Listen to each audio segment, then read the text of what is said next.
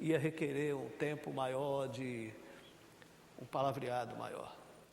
Mas ele sempre está em busca de surpresa, né? Ele sempre está em busca do inusitado. É interessante porque é montado um conflito, mas esse conflito ele sempre descarrega na surpresa, na busca do surpreendente, né? Quer dizer, também foi essa uma certa obsessão, uma certa busca? Praticamente. Para que esses textos tão curtos não ficassem apenas, como imagino que tenha acontecido num ou no outro, mas que não foi maioria, eles não ficassem apenas como um flash.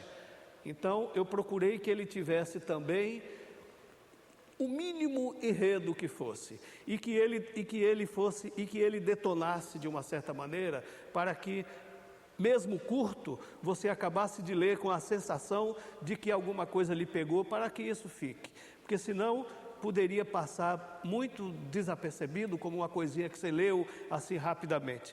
Eu procurei muito o elemento de que marcasse de alguma maneira, e achei que este caminho de sempre encerrar os contos, ou sempre no meio do conto, jogar alguma coisa que a gente para e dá vontade de reler.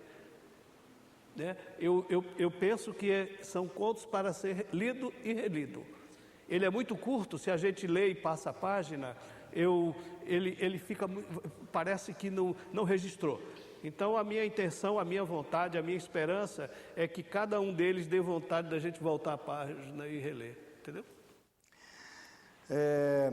Você também está lançando essas coletâneas que você organizou, né? Paixão e Ficção, Contos de Causos de Futebol. Que é interessante, o futebol é uma das culturas mais impregnadas no imaginário brasileiro, mas ele me parece que tem sido muito pouco retratado na literatura brasileira, né? Alguns atribuem isso à incapacidade de alguns escritores de trazer para o papel a emoção de um jogo de futebol, né? Eu não sei até que ponto isso é... Mas, enfim, por que essa certa descaso literário com o futebol? Não sei lhe dizer, e talvez não seja bem assim não, porque existem vários livros, nenhum dos dois é lançamento. A Antologia de Futebol, Contos e Causos de Futebol, é de 2009, e o de Século, de 2010. Eu lhe trouxe porque são os três da mesma editora e tal, e foram as últimas coisas que eu fiz. A questão do futebol, Maurício, outro dia mesmo eu fui numa livraria que tem aqui no Rio, que tem um balcão só de livros de futebol, e é impressionante como tem coisa, tem muita coisa, sobretudo essas antologias, etc. Eu reli há pouco tempo um livro de contos do Edilberto Coutinho, que é uma coisa maravilhosa. Então eu tenho a impressão que é o seguinte: o futebol é um assunto muito específico e que nem a todo mundo interessa como material de trabalho.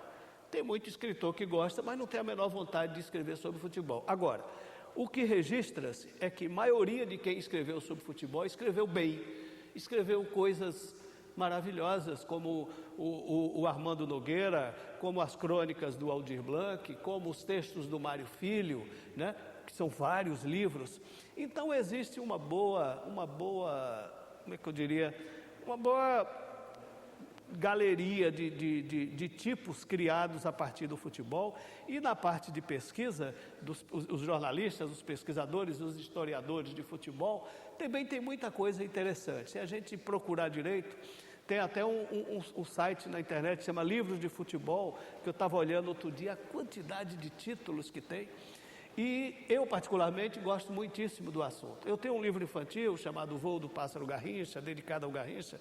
Tem uma coleção que eu faço para a editora Mauad sobre as histórias dos times de futebol, que já fiz 8, os 4 grandes do Rio, os 4 grandes de São Paulo, contando a história dos times para crianças e destacando sempre um grande personagem de cada time, um grande ídolo.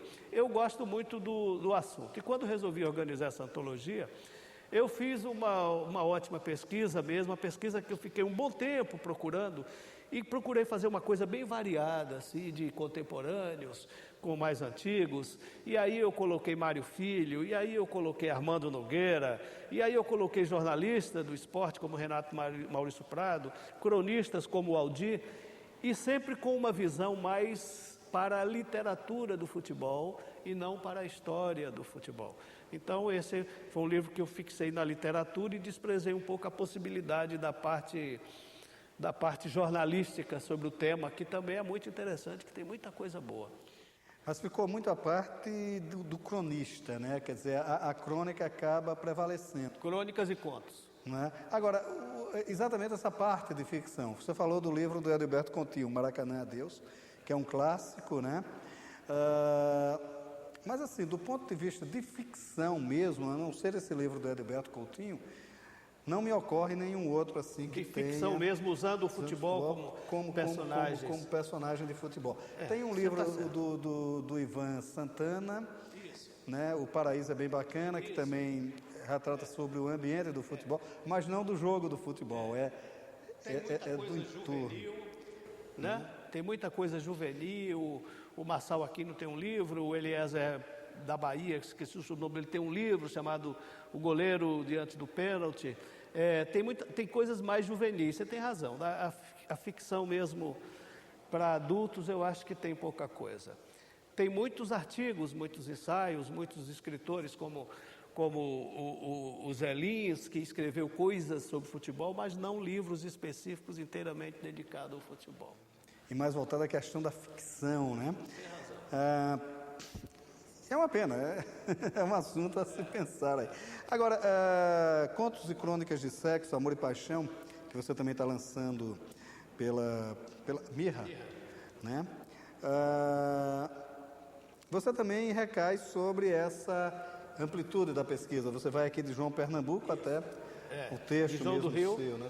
de João do Rio até dois autores que são dois jovens autores.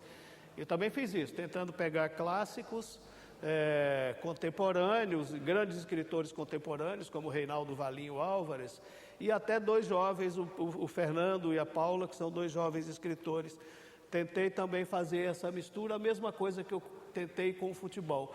Fiz essas duas experiências só de organizar livro e também não prossegui, não, porque é um trabalho muito difícil de fazer esse.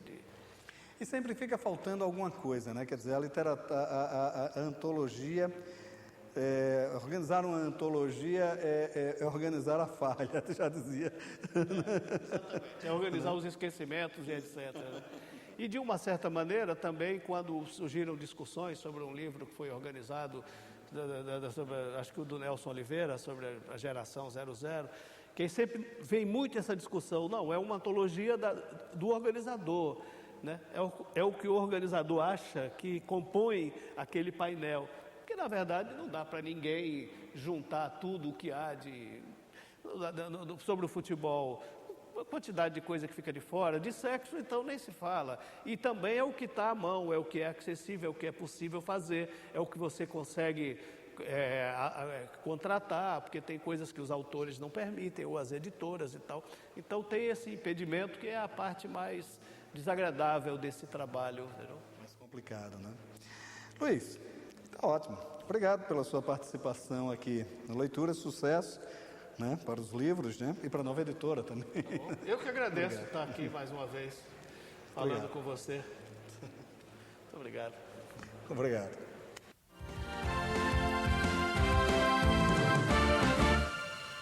A literatura, por uma questão de sobrevivência, precisa sempre fugir de estereótipos. Do contrário, torna-se amorfa, desinteressante. E na busca deste inusitado, os autores estão sempre se reinventando ou renovando suas fontes de inspiração. Marcadamente ligada ao homem, a canalice ganha outra dimensão no livro Canalha, substantivo feminino, de Marta Mendonça, publicado pela Record.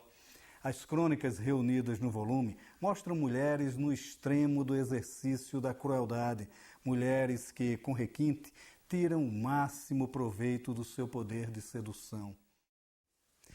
Pela escrita de Marta desfilam mulheres jovens, belas e sedutoras. Todas as 5 fogem da roupagem convencional das heroínas bem comportadas e levam a vida nos limites da canalice quando desejam realizar seus sonhos e caprichos.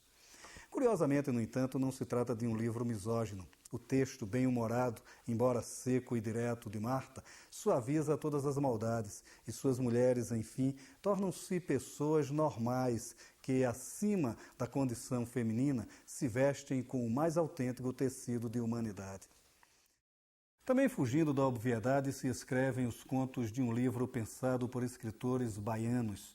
A partir do clássico As Cariocas, de Stanislau Ponte Preta, 6 amigos se reuniram para escrever contos que falassem da graça e da malícia de ser mulher na Bahia. O resultado está no livro As Baianas, lançado pela Casarão do Verbo e escrito por Carlos Barbosa, Eliezer César, Gustavo Rios, Lima Trindade, Mairan Galo e Tom Correia. Cada um deles escolheu uma característica que cairia bem em uma personagem e se jogou no exercício da invenção. Naturalmente que, num primeiro momento, o livro divaga sobre algumas fortes marcas das baianas, como a sensualidade e a alegria. Mas elas aqui estão renovadas. Os autores conseguem olhá-las por outros ângulos e, embora marcados pelo humor de Stanislau Ponte Preta, avançam ao mostrarem mulheres voluntariosas, determinadas e que estão muito além do estereótipo. Desta maneira, o livro se guarda em originalidade e graça. Em sumo, os autores conseguem fazer mesmo boa literatura. As Novas Mulheres de Nossas Letras, Canalha, substantivo feminino, de Marta Mendonça, e As Baianas, de vários autores. O Leituras de hoje fica por aqui e você bem pode ficar na companhia de bons autores e bons livros. Até nosso próximo encontro.